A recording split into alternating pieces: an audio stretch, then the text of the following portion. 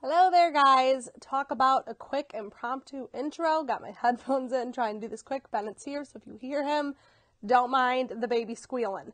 Rockin' ponytail, got some allergies happening in this eye.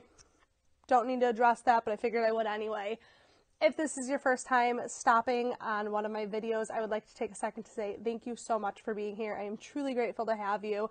I hope to pump out a lot of real good quality content moving forward. Leave all your video requests down below because I want to keep the videos coming for you guys. In today's video, we are doing a really cool brunette balayage look. If you have a client that loves the dimension of balayage and the lived-in, you know, beachy look, but they want to be dark, then this is a good video for you. We do an entire base color, some highlights and lowlights with balayage, and I love the way it turned out. So if you want to see how I got Nicole from this before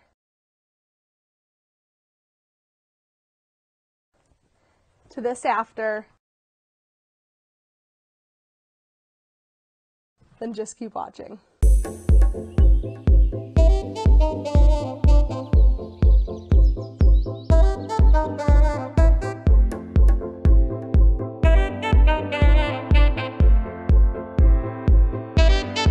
Alright you guys, here is Nicole's before. You can see we are doing some gray coverage. You can see her colors just faded after a while. Those highs and lows kind of just blend together. The toner fades off, the ends turn a little bit brassy, so we are going to be refreshing this and making it nice and rich and pretty again. The formula we are using is Matrix SoColor 2N and 5M mixed. I like the little bit of mocha. It adds a kind of a violety brown, and 2N I really want a deep dark brown color. So I mixed those about half and half, maybe a little bit more 2N because I wanted to get her pretty dark.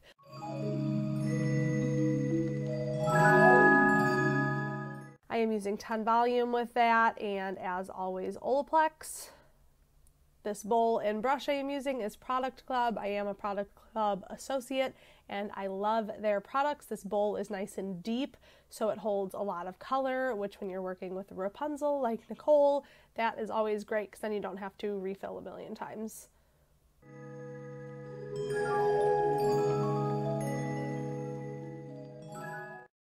Just sectioning Nicole out. I give her a nice part and keep that in place with the color.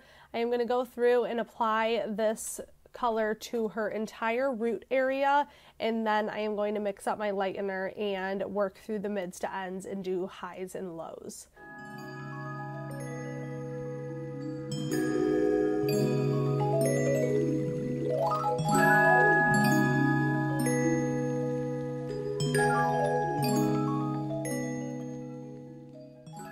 I feel like a root retouch is kind of self-explanatory, but maybe it's not. So I am just taking probably 1/4 inch to 1/2 inch sections. You want to make sure you saturate all the way through the front 2 sections, and then I do the back all together.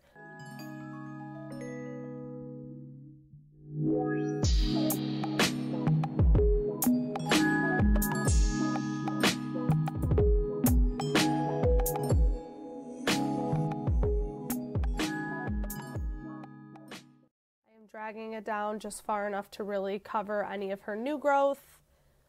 And as I said, we will do those mids and ends after I get the entire root color on.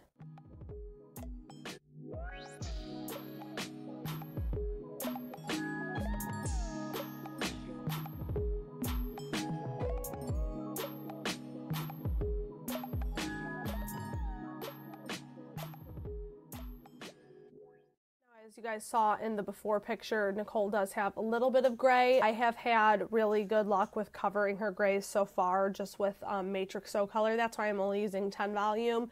If the day comes that her grays start to get more resistant or she develops more of them, then I will probably use 20 volume and maybe darken the color a little bit just so there's no chance of hot roots at all. When I work with a client, especially a first-time client that have grays, I do have that conversation with them before I start. I let them know. Now, some people are pretty resistant to color. Some gray hair is pretty resistant to color, but not everybody's is. I prefer the way just permanent color looks rather than a extra coverage. So how I review their hair, I would decide whether I wanted to use 10 or 20 volume, but then I always do let them know if for some reason your grays are resistant and they don't cover very well, let me know, and next time we'll put a little bit of extra coverage in your formula.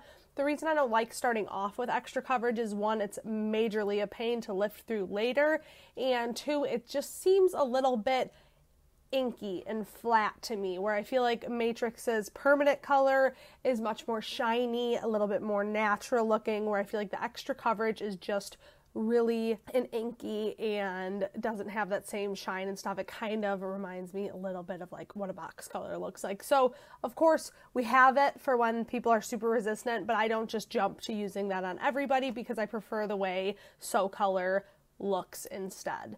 But I do like to warn my clients in advance so that they know that kind of wasn't my mistake. Just until you get to know the person's hair, it's good to let them know that sometimes grays are resistant, and if they for some reason don't get really good coverage, then we will tweak their formula every time. So I like to check back in with my clients every time, ask them how their roots are doing. Did everything fade pretty normal? Were some grays poking through way ahead of time? And then I formulate accordingly.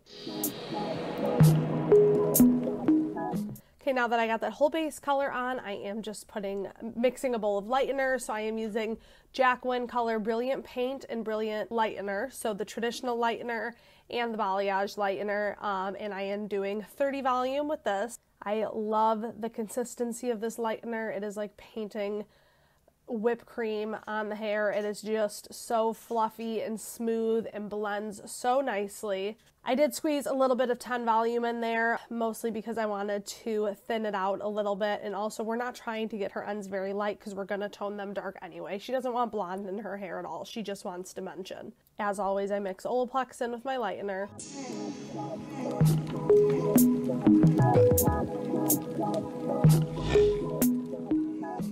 Okay, from here I go back to those same standard sections. I work from the ear in horizontal sections all the way up to the part, and I just am doing a mix of highlights and lowlights. So as you can see, I dragged that root color down just a few more inches. I liked the color that her ends were right there, so I didn't drag it all the way down. Sometimes I will drag the dark color all the way down. Sometimes I will leave that kind of like a middle range, what her ends faded to tone. And now I am doing a lightener piece, a highlight, and I just tease that a little bit to really leave a soft blend. And then I am using my Product Club chip brush. I love this brush. If you guys have not tried it, you need to. It's very, very similar to the Pretty Little Ombre one. Better than the Framar one, if you ask me. There's a way more bristles. It's very dense, very soft, and I love using it. Just see, I alternate between highlights and lowlights, dragging that dark base down a little bit further on some pieces and then highlighting the next piece. I am always keeping in mind that I want the dimension in the lighter pieces to be more at the bottom and the darker pieces to be more at the top. That's why on the pieces that I highlight, it's definitely focused on the bottom, and the pieces that I low light, it starts up at the top and then just blends down into the ends.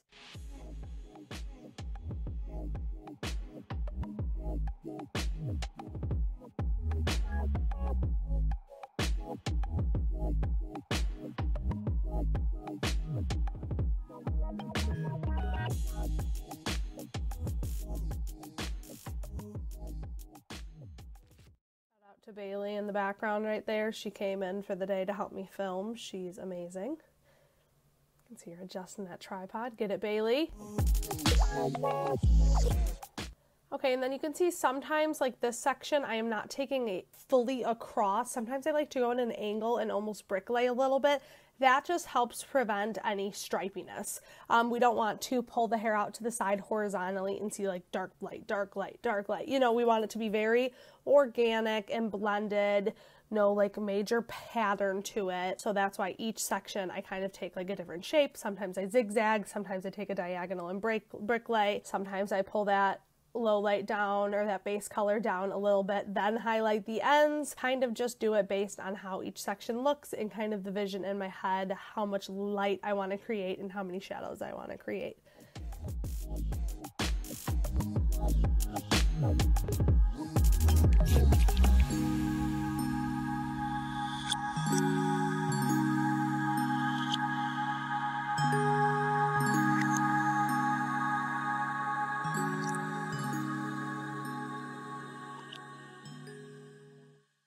For some reason, now you definitely don't have to do this, but I always do my bottom section dark. I just feel like that section wouldn't see the sun as much. So you can do a highlight right above the ear right there, but I do feel like usually that would be a darker piece. That would be where a shadow lays.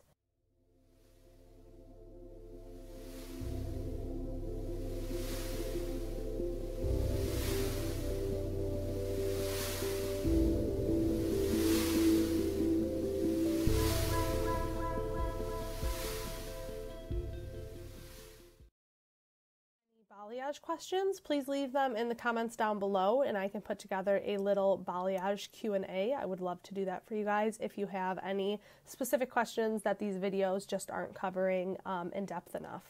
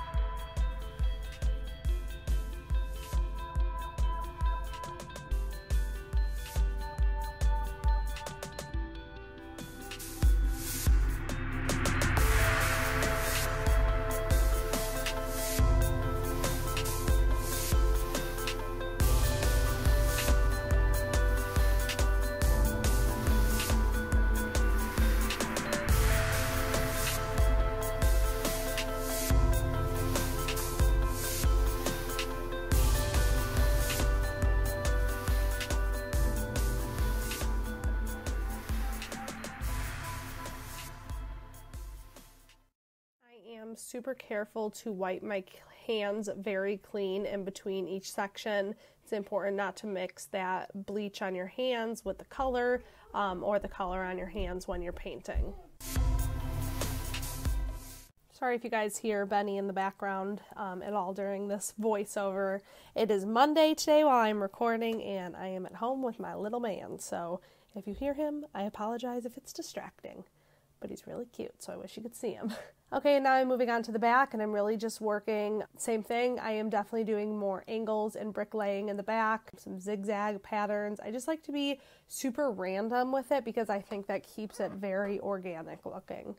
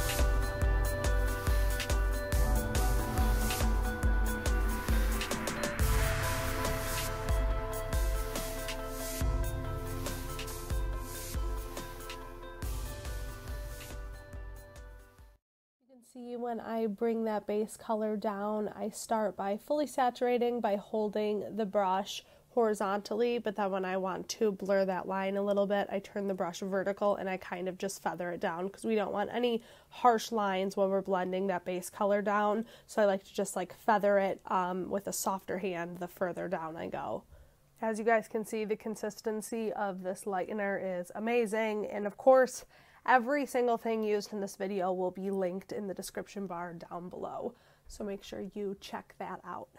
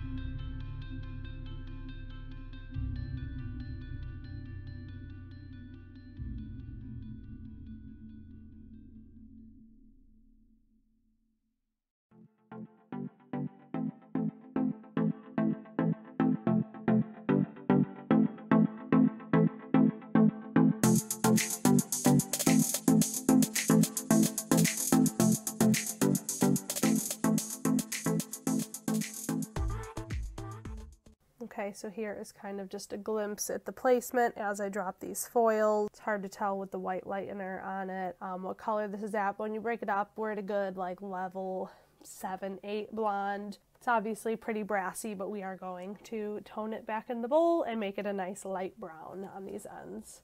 Okay, back at the shampoo bowl. Little shampooing tip. I know this is usually the part that we kind of just leave out of the video, but there's definitely some things that happen back here that there are some good tips to know. So especially when you do all this teasing from the highlights, this color on the scalp is pretty difficult to get off, so I just rinse really good and try to just kind of break up all that dried color on her scalp, and then I'm going to go ahead and shampoo her scalp really good. Try to clean up that hairline a little bit, and that is where I start. I also like to just lift my client's head up a little bit and get their neck area really good, because it is not always very easy in the bowl to get their neck really good. If you are a client watching this, don't lift your head yourself. Let your hairstylist lift it when the water is not on, because if you lift your head while we have the hose back there, both of us have the potential to get drenched. Alright, so then I applied a toner. We forgot to get a clip of the toner that I used, but I used 06GI, 04NB, and 07T. Super random mix. There's some cools and some warms in there, but I think it got us a really nice light brown neutral, and that's why I went with that. Apply it from root to end, even though the highlights are really just on the end, but I want to give the whole hair a nice good gloss. After it sat for about 10 minutes, this is what we were left with. So now I am going to just shampoo this toner out. I am really concentrating the shampoo up on the scalp again, because especially when your clients have such thick hair, it is hard to get all that color off the scalp. That we shampoo 3 times, so using all 3 of those shampoos to really scrub the scalp helps remove that color from the scalp as best as we can.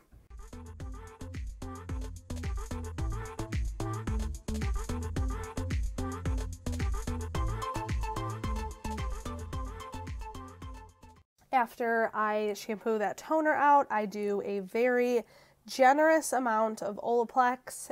This is where I kind of work that Olaplex into that teased area with my fingers and start to slowly comb out some of those tangles from the teasing. This helps a ton when we get back to the chair to brush through all of that. I let that Olaplex sit for 10 minutes, and then I shampoo and condition it out one final time, and then we head back to my chair to do a trim. Nicole is one of those clients that wants no hair cut off. I have to convince her to allow me to cut like a ½ inch off, so I am just taking the very bare minimum dead ends. Fellow long-haired lady, I understand the emotional attachment to the length, so I am not one of those hairstylists that tell my clients you need to cut 4 inches off, because if they don't want to, then they don't have to. And I know if hairstylists told me that, I just wouldn't go to them as often. I am using shark fin shears as always. These are the greatest shears I have ever used in my life. I am using the Pro Swivel, so it has the nice swiveled thumb, which makes it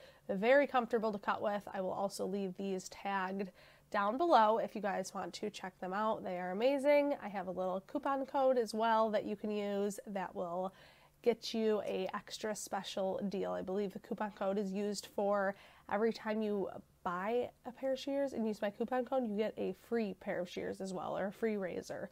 So it's kind of like a BOGO thing, buy one, get one. So make sure you use that code down below. It's just Lisa at checkout. I like to start from the back and work my way around each way. I just find that that's where I get the most consistent haircut. And then I just angle up a little bit around her face because that's how her hair naturally kind of breaks, and she likes a little bit of face framing layered.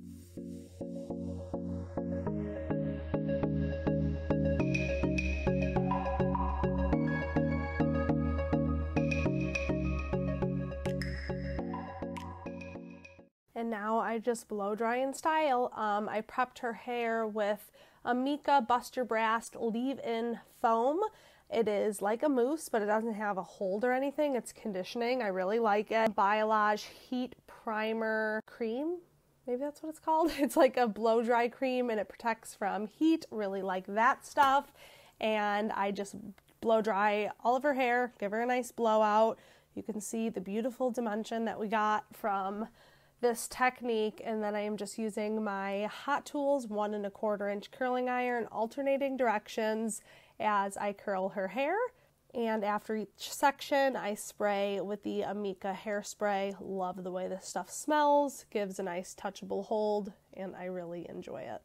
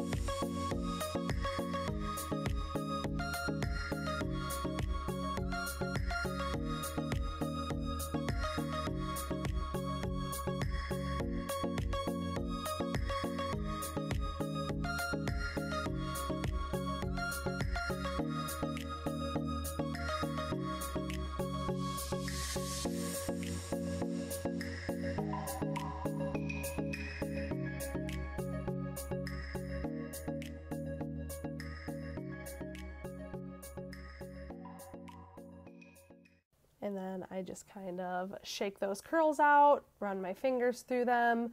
I do like to take just a little bit of serum. This I am using the Fanola Serum. It smells like Jolly Ranchers. It's amazing. And I kind of just coat the hair with that. It gives a great shine, breaks those curls up, but doesn't cause any frizz or anything. Keeps them nice and silky and gorgeous.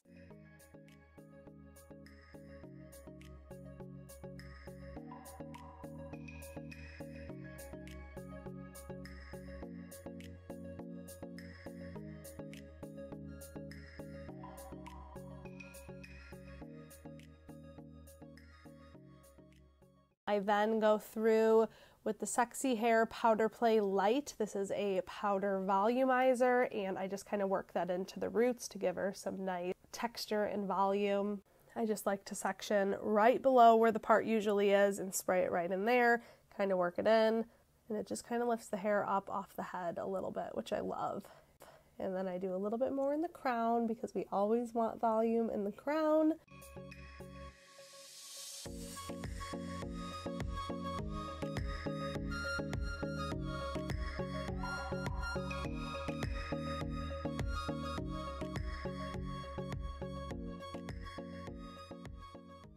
All right, and how good is this Brunette Balayage? I mean, it's the same goodness and placement as a blonde balayage, but it's just deep and dark and rich, and I am obsessed. Then we step outside. I get some pictures for my Instagram. If you guys are not already following me, it's Lisa Huff Hair. Head over there now.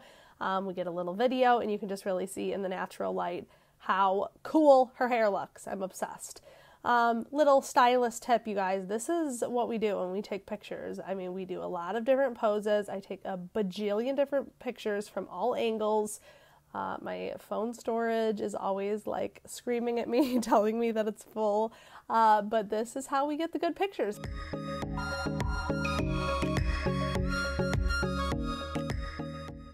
And one final after shot, here it is. Thank you guys so much for watching. If you have any questions, leave them down below, and I will see you again on my next video.